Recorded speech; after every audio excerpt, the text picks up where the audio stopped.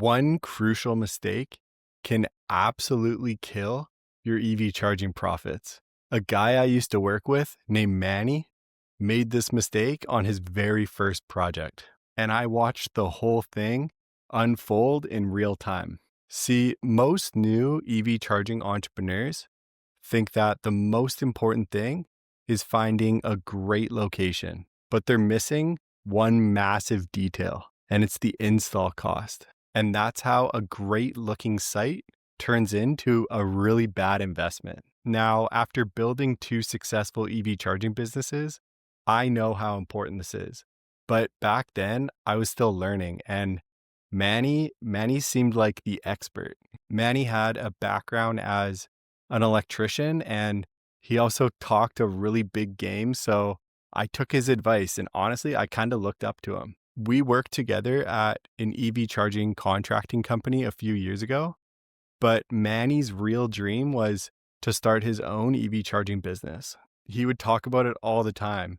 He would say, "Man, if I could just find the right spot, I would install chargers so fast and start making money right away."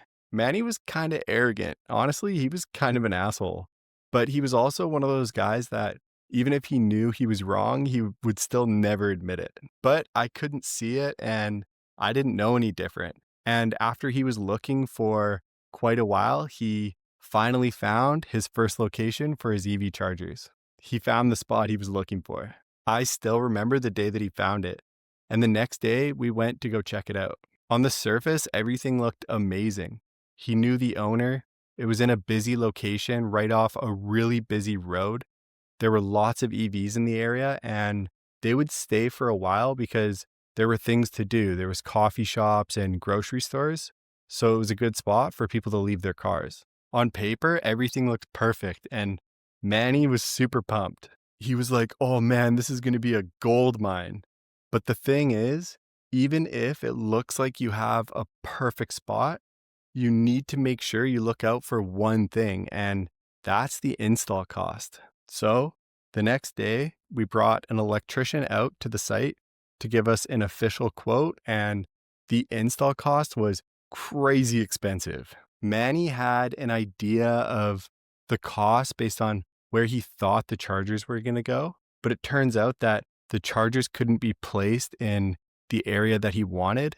They had to be closer to the electrical room.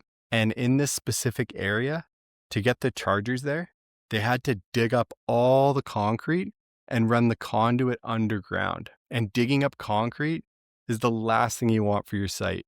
You have to get permits. The labor hours are crazy to get everything trenched, and the install cost just went through the roof. But Manny didn't care. He didn't want to let go.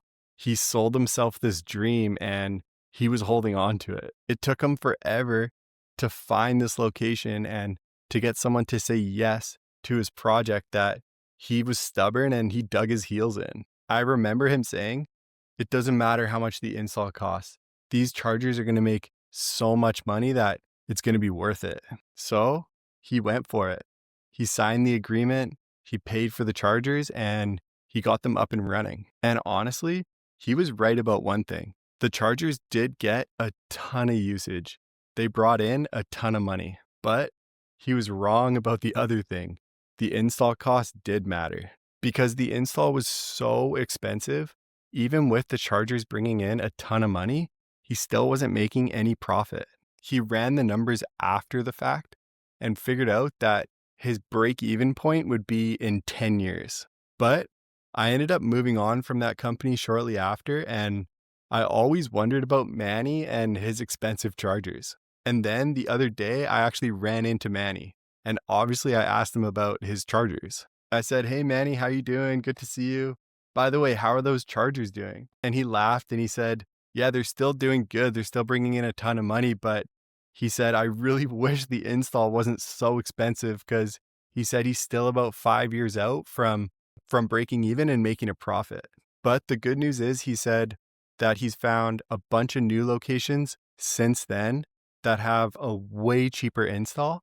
And he said even though the usage is lower, he broke even way faster and he's actually making a profit on those chargers.